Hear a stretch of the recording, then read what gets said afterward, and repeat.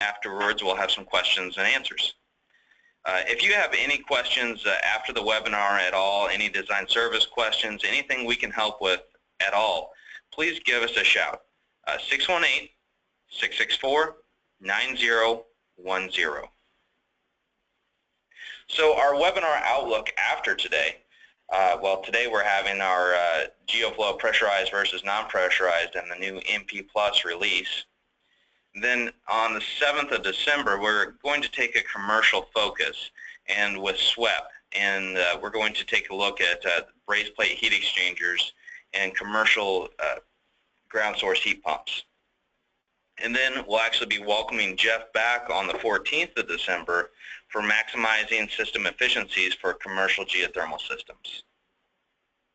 Then looking into next year, we have White Rogers joining us to discuss their new Sensi thermostat. Today, get the most out of the webinar. Please use the toolbar over on the right-hand side of your screen, and you can enter in questions or chat, and anything at all that you may have questions on, please let us know, and we'll be looking at those throughout the presentation, answering them at the end.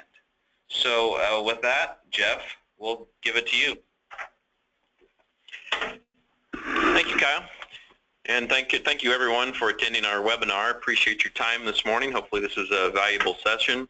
We're going to start off, as Kyle mentioned, with talking about the two different types of flow centers. You can see here in the picture we have a pressurized flow center on the left and a non-pressurized on the right. We get this question quite a lot. I'm sure Intertech staff does as well, because we offer both types, and there's a reason for that. So we'll take a look. First, I'd like to talk just a little bit about terminology. What is a pressurized versus non-pressurized? There are several. There's a lot of misconceptions on what these systems do and how they work and so forth. So we'll start off with defining some terms here. A pressurized system just means that we have positive static pressure on the loop system, and by static pressure, that's the pressure when the pump is not running. So if you were to insert a pressure gauge into your heat pump PT port, you'd find that it's above zero. That by definition is a positive static pressure in a pressurized system. So it requires some sort of external source. Usually that's a flush cart. We purge the air from the system, and then we close the return valve and actually pressurize the piping system. We do need some pressure on the loop for that small little circulator at the suction port. And non-pressurized flow center, the pump still needs that positive pressure, but it's a little bit different way that it attains that positive pressure. Technically, it could be zero static pressure. So again, with the loop pump off, if you were to measure the pressure, it could be zero in the tank at the PT port as well. Now, the version that Geo-Flo makes for Intertech does have pressure vacuum relief. So this cap on top of the non-pressurized flow center, it has a pressure relief at 13 psi-G, and it also has a vacuum relief. So it's possible that you could actually have a positive pressure depending upon the loop temperature. As the temperatures change from winter to summer, the pressures change. So non-pressurized is really a little bit of a misnomer, because most of the time it is going to be pressurized, but it does have the capability of operating at atmospheric pressure. And so the difference really between the two is this tank that's inside the box. I have a cutaway coming up later on in the slideshow. The weight of the water in that tank provides our positive pressure for the pump. So the pump really doesn't know the difference whether it's in a pressurized or a non-pressurized flow center design, but the way we attain that pressure to the suction of the pump is different with those two technologies. And why is this even a discussion issue? Well, loop pressurization has been a topic for years, at least ever since I've been in the industry anyway, and a lot of that's due to callbacks. As a servicing contractor, you really don't want to go back to the job unless it's a checkup or it's to see how well the system is running. You don't want to go back for a flat loop. A flat loop is when you have zero pressure on the system if it's a pressurized flow center, because we could have some nuisance callbacks for no flow and the heat pump's going to trip out. But there are some solutions for that, and it doesn't really matter whether you're using pressurized or non-pressurized.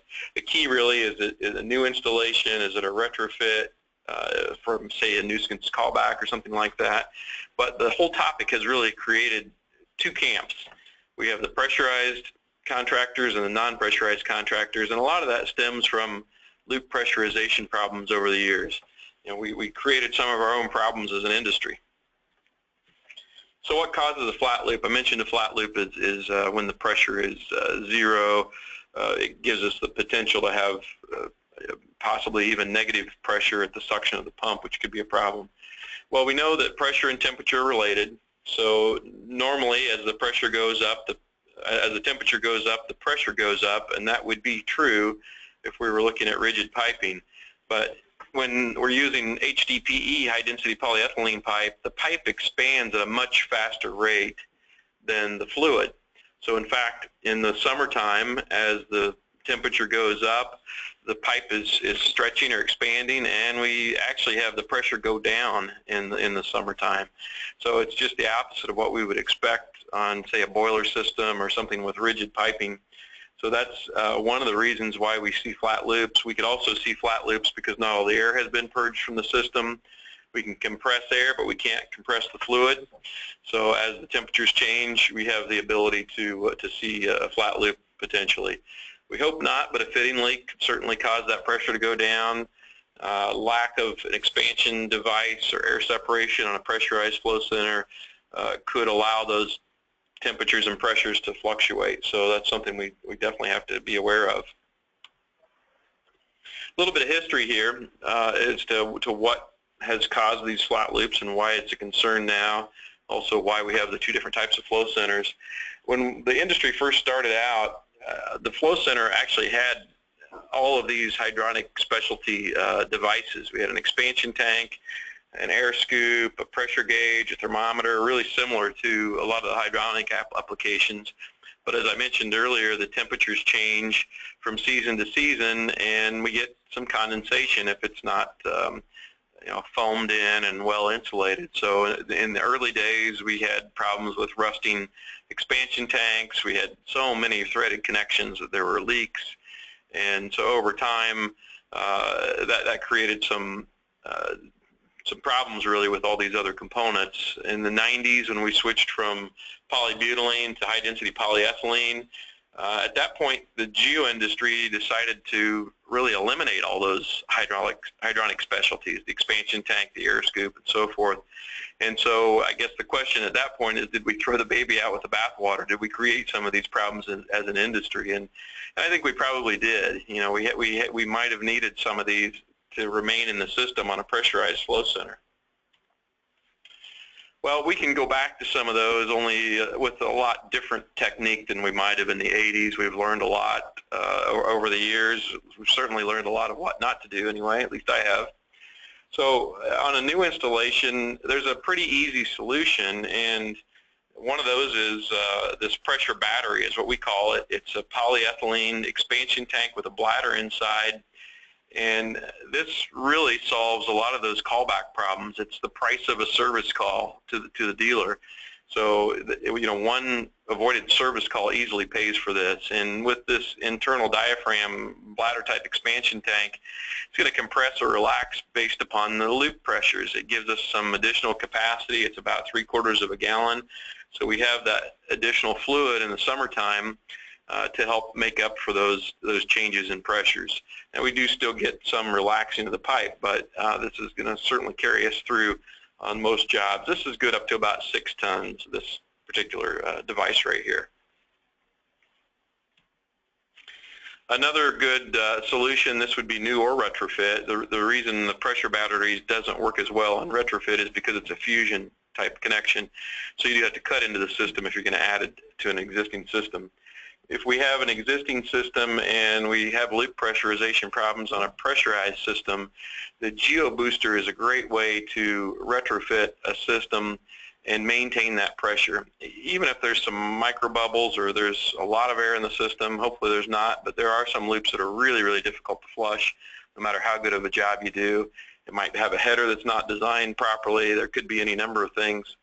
If we keep that system under pressure, then it's not that big a deal if we have a little bit of air in the system. We'd like to not have a lot of air in the system, but if there's some that we just can't flush out, or we have continuing pressurization problems, we have a tiny leak that causes us to come back once or twice a year, then this is more of an active pressurization system. So it has a little pump inside, and this little pump right here is a DC pump that maintains 35 psig on the system.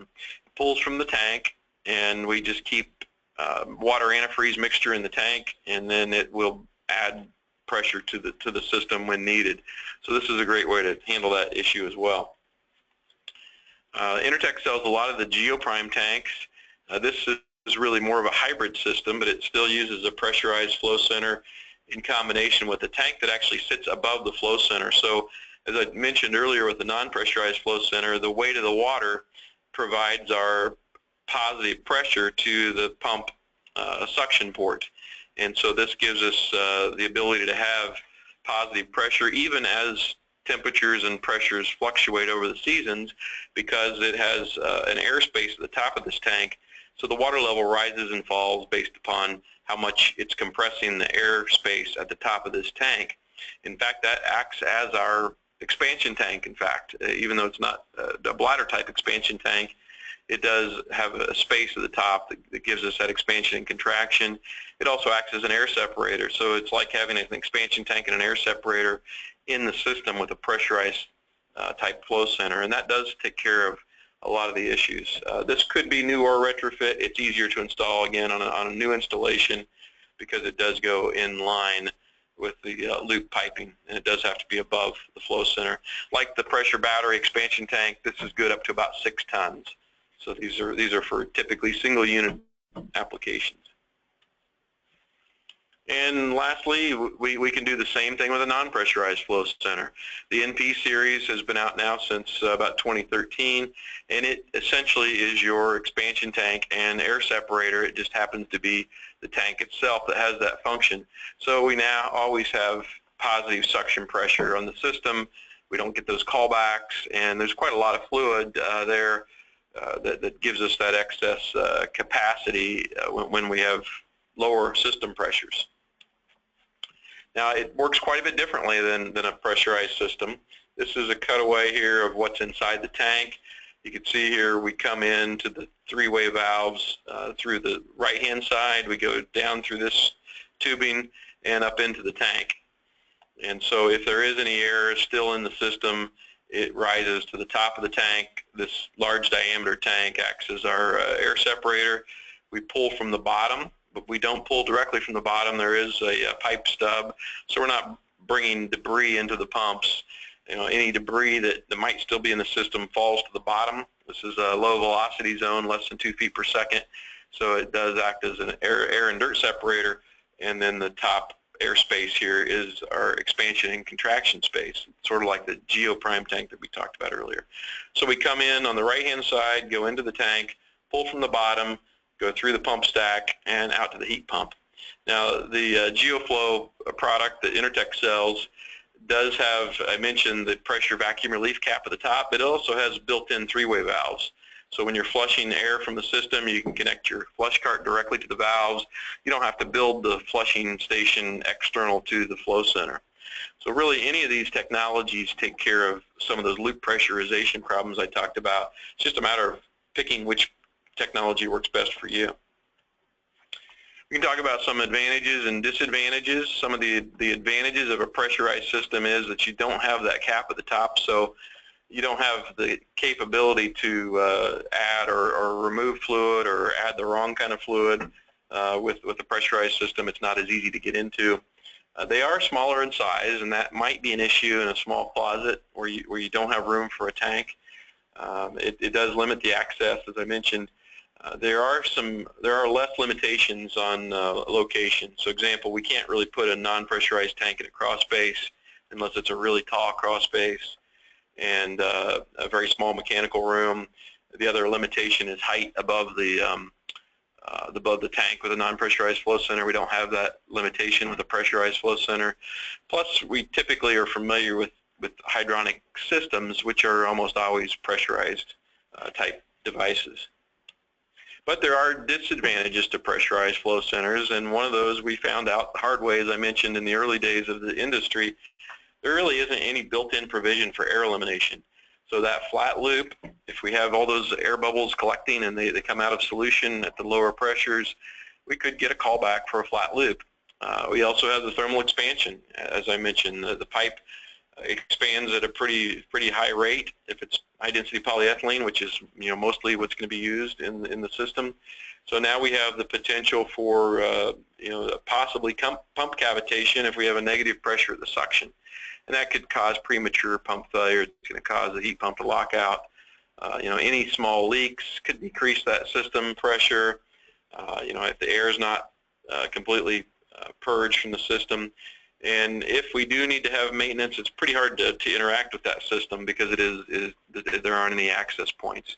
So the provisions that we talk about, if it doesn't have those built in, so we have to do something external like the expansion tank, the Geoprime tank, the Geo booster. And that's something we recommend on any pressurized system to take care of those disadvantages. Non-pressurized systems have the advantage of a standing column. The fact that we have the weight of the water at the suction of the pump does certainly help with those pressure changes over the season. We see less pump failures on non-pressurized systems because we have that additional fluid, and so that's certainly helpful from an air locking standpoint or cavitation. The air elimination I mentioned is built in. It's like having a flush cart in your system. It's not the same velocity, but the air does eventually come back into the tank. We don't have the susceptibility to the loop pressure fluctuations. Certainly a lot easier to change a pump. You don't have to reflush the loop or even the inside piping. You simply valve off the three-way valves, change the pump, and pour that fluid back in the top. It does allow access. Now this could be an advantage or a disadvantage.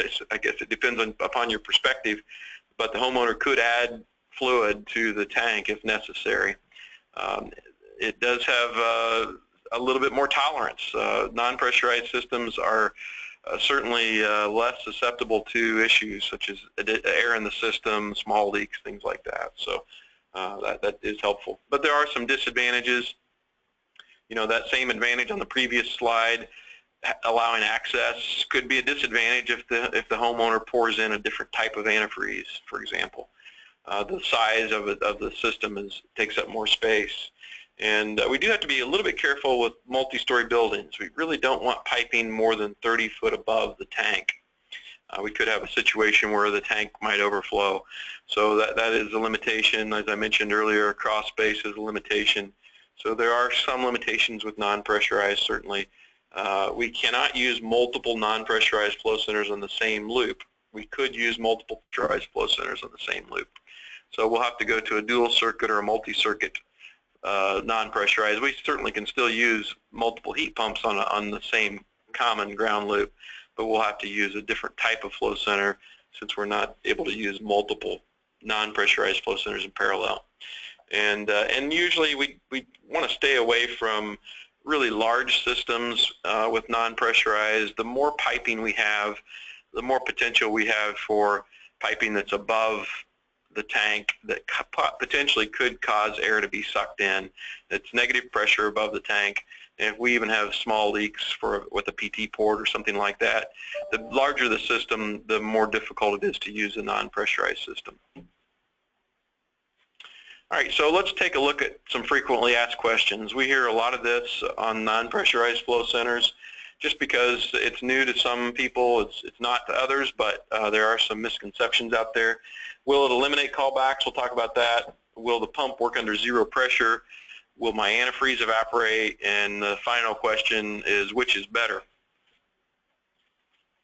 So first we'll talk about callbacks. Will it really eliminate callbacks? I've covered some of this earlier. We do know that non-pressurized flow centers are more forgiving. So we have a little bit less of an issue with fluctuations from season to season if all the air hasn't been removed. But you're not going to get a call for a flat loop with a non-pressurized flow center. So in fact, it really can help reduce callbacks, and that's why they've become more popular. Our non-pressurized flow center sales are growing at a faster rate than our pressurized flow centers, and that's partly because it does help eliminate callbacks. That extra storage, the fact that you have the airspace above the tank, the air separation is a nice advantage. Will the pump work under zero pressure? Well, as I mentioned, zero static pressure, the non-pressurized concept is with the pump off. But in fact, the way the pump is piped, if you remember the cutaway from earlier, the pump stack connects to the bottom of the tank. So in fact, the weight of the water, that standing column, provides positive pressure to the suction of the pump, even though the top of the tank might be at zero pressure. So the pump really is not at zero pressure. It might be a non-pressurized system, but the pump actually sees positive pressure. And almost all of the circulators used in the geothermal heat pump industry require about 1 psi of pressure or less. So we can use a tank that's around 2.3 feet tall, and we have more than enough pressure for that suction connection. So, and then when the pump is running, it actually is a pressurized system. If we have just 1 psi of pressure, then we're going to have positive pressure at the suction.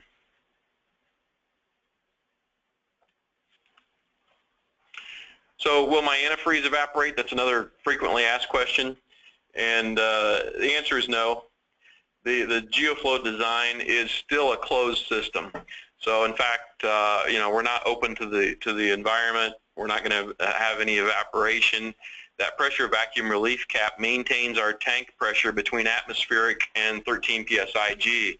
So we don't have a situation where the antifreeze could evaporate. Now that's not always the case with some other brands of non-pressurized flow centers, especially if it has a vented lid. And you will find that non-pressurized systems on the market that have a vented lid, that's really not a closed system at that point. Now it's an open system.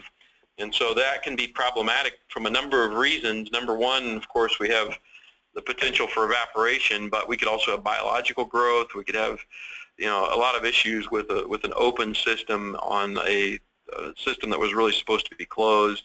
The pumps are designed for closed loop. So it's not an issue with the Geo-Flo design that's sold by Intertek, but do watch for the systems out there that have vented lids, because that could be a big problem. Which is better is the ultimate question here, and the answer really is it doesn't matter.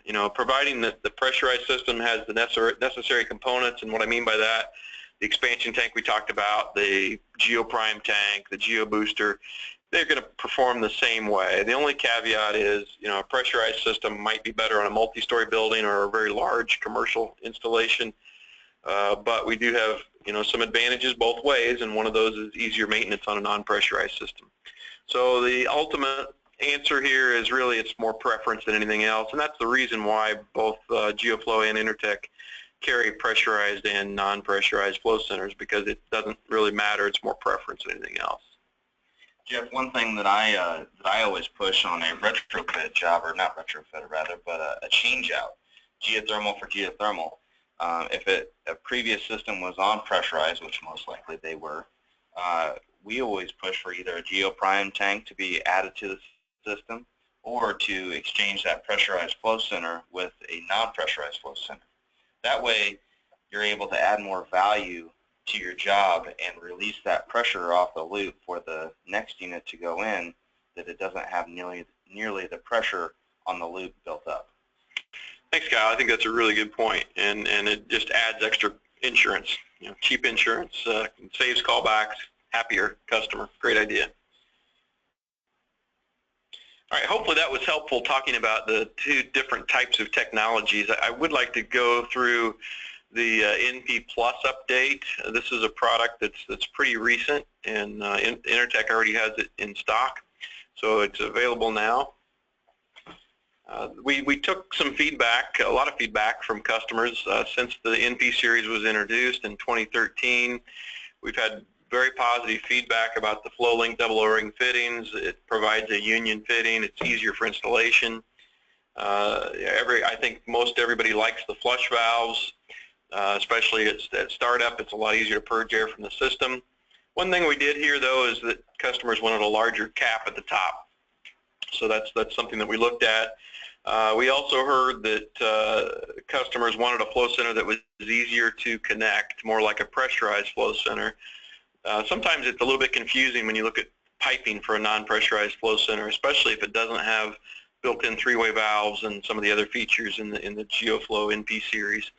So that's something we looked at, and more options for variable speed kit piping connections. So we took the positives and then built on those, and you'll see that I have some pictures coming up here in the next slides, but we decided to keep the NP series as is for the most part. Now the exception is the NP series, the Intertech is selling, does have the larger cap already. That was implemented in October. So even though the product itself it will continue, it's been upgraded to the larger cap. And we kept that product because not everybody needs the additional parts and pieces that you would have on a system that has an external loop header. If you're headering inside, then the original NP series is actually works well, probably better than the NP Plus. But if you're headering outside, if it's an external loop header, then the NP Plus is certainly a much easier way to go. And with both of them now, we have the larger cap. We have the fourth three-way valve for the NP Plus, including the loop fittings with the NP Plus, just like on the pressurized flow centers. There is a new pressure relief feature that I'll show you a picture of later. And what's even better is it's less cost than these combined systems. So if you were to buy an NP series with the three-way valve, it would be more than this new NP Plus. And it's available now. In fact, it started going into inventory last month at Intertech. Let's take a look at some of the features. We can use a standard hose kit if you like. There is a special NP hose kit, but you don't need the version that has the three-way valve, because this three-way valve is now shipped with the product. So this ships in the box. It can be mounted on the side of the flow center, just like the picture. It can be mounted on the wall. But the key is, with this fourth valve, now you have your loop piping, the blue arrows and the red arrows here. This is to the ground loop. This is from the ground loop. It pipes in just like a pressurized flow center. So you have one set of connections for the ground loop, and then you can see below the valve and at the flow center another set of connections for the heat pump. So we only really have two sets of connections to mess with. Makes it much easier to pipe. It's going to save labor. You're saving some cost on the kit. And now we can choose, if we don't want to use a hose kit, we can hard pipe, we can use PVC, Schedule 80. We can do whatever we want with this setup. It does ship with the loop fitting, so at this point right here and this point over here, the connections to the loop, those are FlowLink double O-ring by HDP Fusion connections. Those ship with the flow center. So you have everything you need from the flow center to the loop. The only thing you have to buy then is either a hose kit that connects here and here, or hard piping, and that just is a matter of having those adapters from double O-ring to whatever piping that you're choosing. So that's a pretty big deal. The larger cap is certainly the most obvious change. This is quite a bit larger. It's more than 50% larger than the original cap, and it does still have the vacuum relief, but we've changed the pressure relief just slightly. So we still have all the advantages, but it's a different setup. If you want to look at the two caps together, this lower right-hand corner is the easiest one to look at. The original cap is inside the new cap, so you can see the dramatic difference. This is what's labeled current, although it's not current now. At least the Intertech product has the larger cap, even on the standard NP. But on the NP Plus, you definitely have this larger cap. You can see inside very easily. See the tank water level.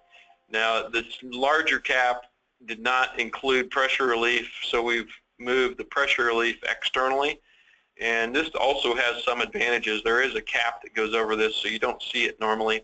But if you were to remove the cap, if you had to pipe this, you certainly could. So in some cases where you might want a relief drain, you could actually pipe that. In most cases, you'll leave the cap on top, and you'll never even know it's there. But it still has the same pressure relief, 13 psi-G, still has the same vacuum relief. It's just they've been separated out on the NP Plus and the newer NPs with the larger cap. So we think that'll be very popular. The variable speed kit, the original one included a hose kit, and there are just so many different ways to pipe a non-pressurized flow center. A lot of guys want to pipe the system with rigid piping. It might be HDPE, it might be PVC, it might be copper. So it wasn't really a popular kit because there just wasn't enough flexibility. The new variable speed kit has a controller that's pre-wired. Below this cover here are the isolation relays and the 24-volt connection strip that connects to the heat pump. So this is all factory pre-wired, as well as the flow sensor and the thermistors are pre-wired.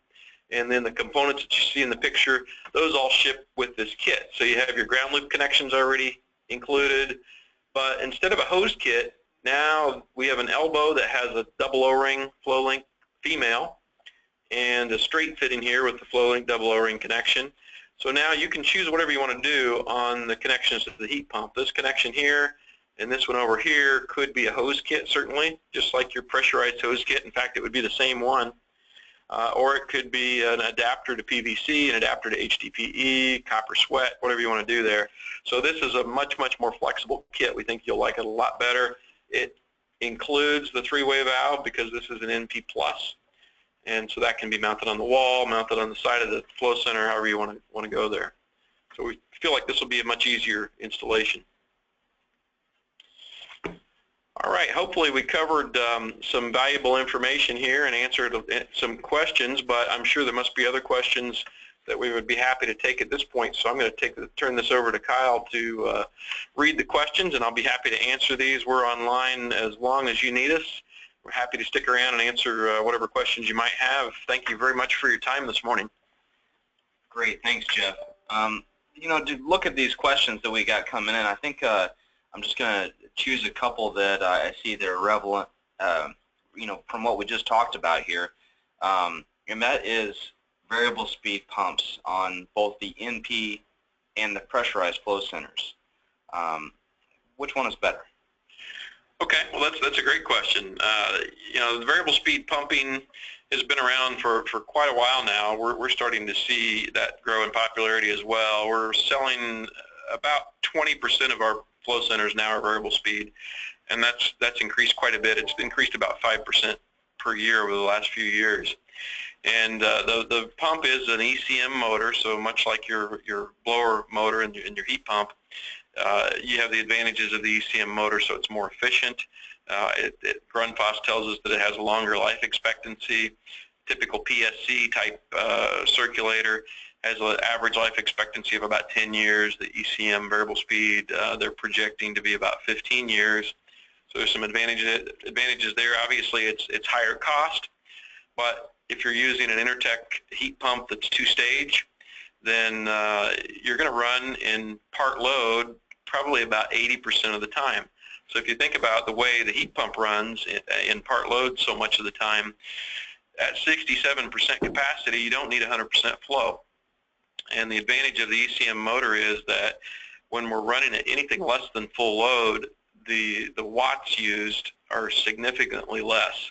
So for example, let's take a 4-ton heat pump running at 12 gallons per minute with one of these variable speed pumps. And by the way, a lot of times one variable speed pump can take the place of two 2699 constant speed pumps. So we may have, it may be very common to have a 4-ton heat pump with one variable speed pump. So suppose we're running at 12 gallons a minute, we might be in that 200 to 230 watt range. But if we're running at part load at 9 gallons per minute on this unit, now our watts could be down at 40 or 50 watts. Our energy use is just dramatically reduced, and if we're running 80% of the time on part load, we have that savings for a good part of the year. So even though the cost of the flow center is higher, most of the time we're going to be running at a much higher efficiency, and we'll be able to attain better system EERs and COPs with the variable speed pump. So as far as which one is better, you know, I'm a little biased. I think the variable speed pump is much better, but it is a you know, it is an added cost, and so you have to talk to the customer about the benefits. And especially on a two-stage heat pump, we think it's a big advantage to have variable speed. Great question. Thanks, Kyle. We've talked about that a lot in our single-speed unit that we have available, and then anything underneath 3 tons in 2-speed also doesn't necessarily make as much sense, but it can be viewed that way. Yeah, good point. All right, so another question we have here, and we'll stick with the variable speed kit. Do we have to mount the 4th flush valve to the wall versus being mounted to the flow center? Let me just go back to that slide and show you a picture here. Okay, this the way it's drawn is really for clarity. So the third valve is shown mounted to the wall, but if I mounted it to the flow center, you wouldn't be able to see all the fittings. This certainly does not need to be mounted to the wall. It can be mounted to the side of the cabinet. We do ship the mounting screws with the flow center, and they're a certain length so that we don't actually penetrate the tank. That wouldn't be a good thing necessarily. So it can be mounted wherever is most convenient to you. I personally like to mount the valve on the side of the tank because then all of my connections are right there together. So even though the picture might show it wall mounted, I like it mounted to the tank. It could be mounted on either side, whichever is more convenient. It's usually better on the left side simply because that's where the other heat pump connection is, but it really doesn't matter. The controller then does have a limited length as far as the thermistor wires, so you want to try to mount the controller fairly close to the heat pump connection so that you don't have to extend the thermistor wires. But in fact, that valve can be mounted wherever is most convenient for you. Right. I think it looks really clean whenever it's mounted on the MP itself, and then you've got that elbow coming out of the top of the flow center as well. That really cleans it up.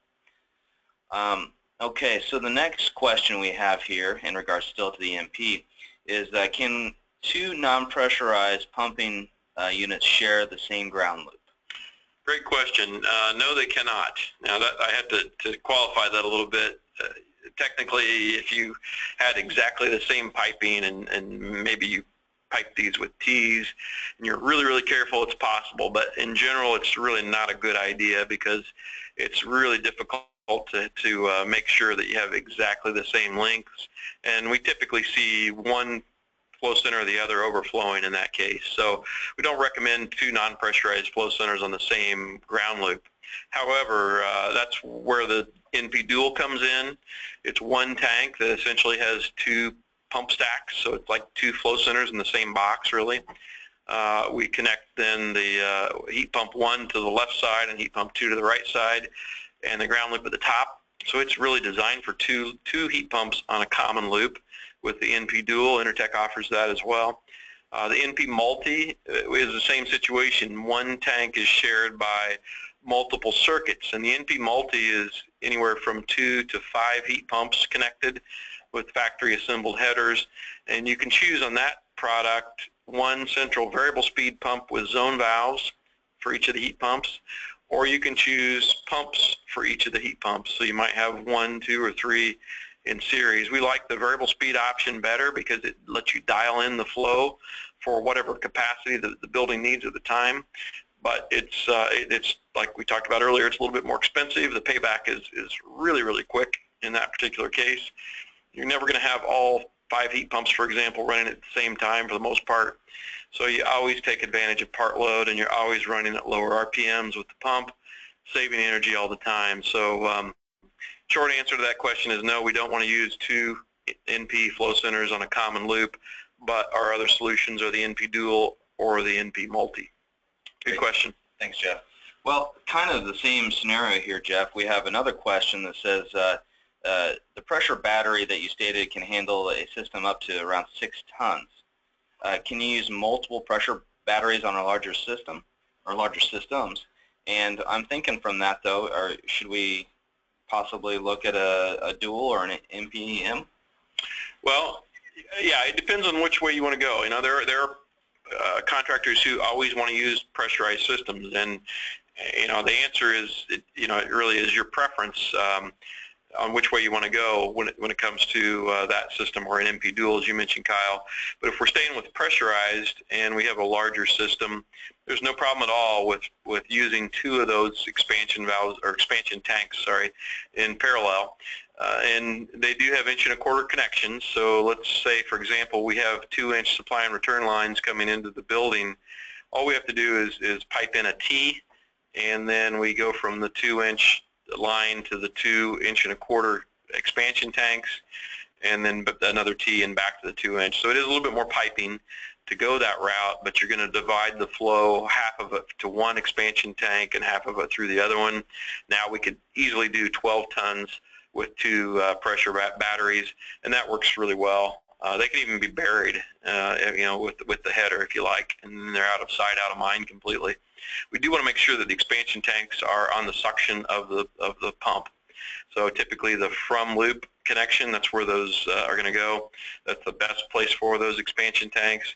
But there's nothing wrong with using 2. Technically you could use 3, 4, 5, however many you wanted. Usually it's more of a cost issue when we get into, say, a 2-gallon expansion tank.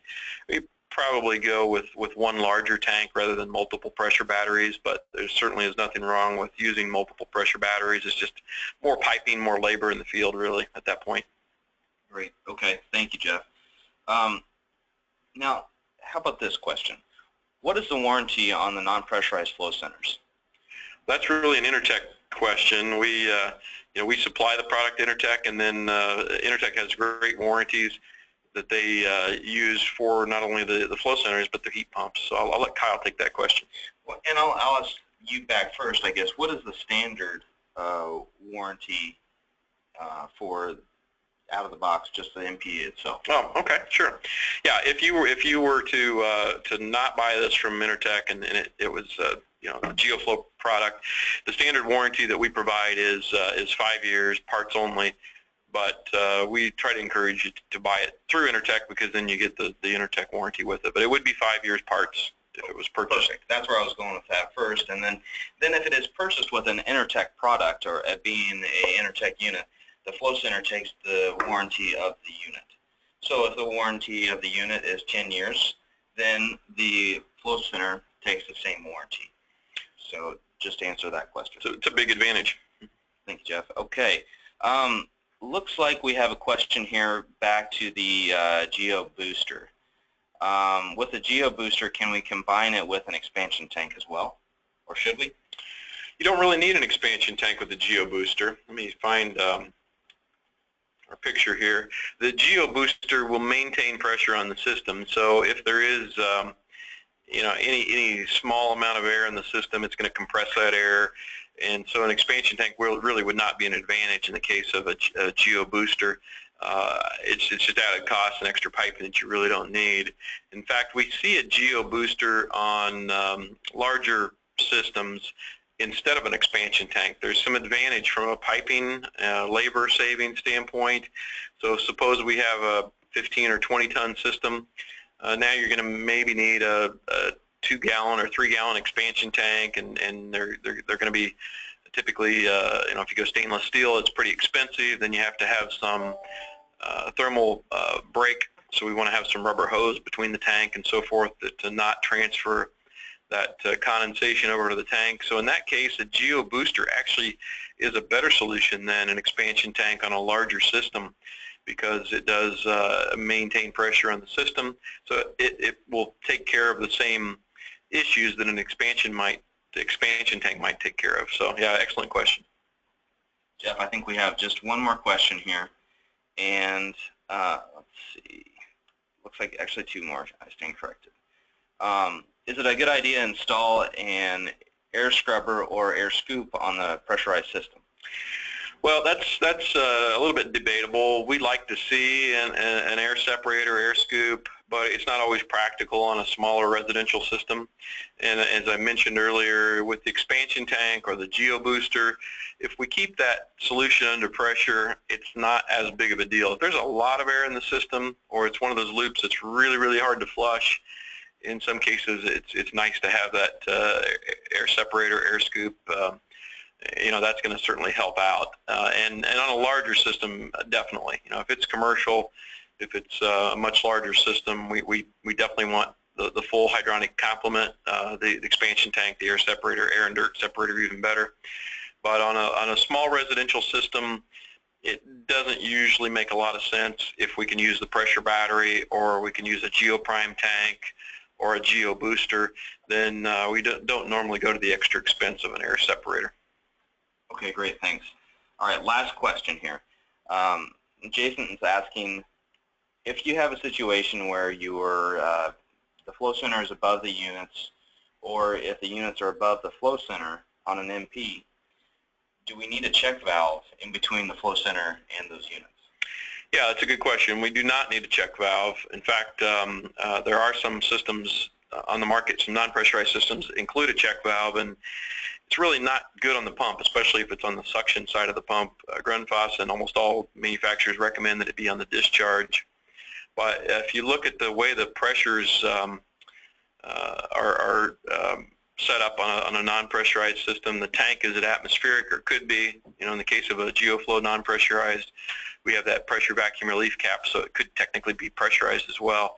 But the pressure above the tank, if you have piping above the tank, that's actually going to be negative pressure when the pump's not running. When the pump's running, you have positive pressure throughout the system. So with a system that has less than 30 feet of piping above the tank, then there's nothing really to worry about, and even if we have a small leak, we're in fine shape with the design as is.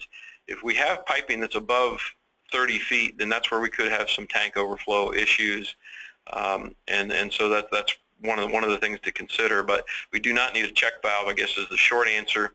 Our pressure vacuum relief cap takes care of any of those fluctuations in the system. We just have to make sure we don't have piping that's more than 30 foot above the tank.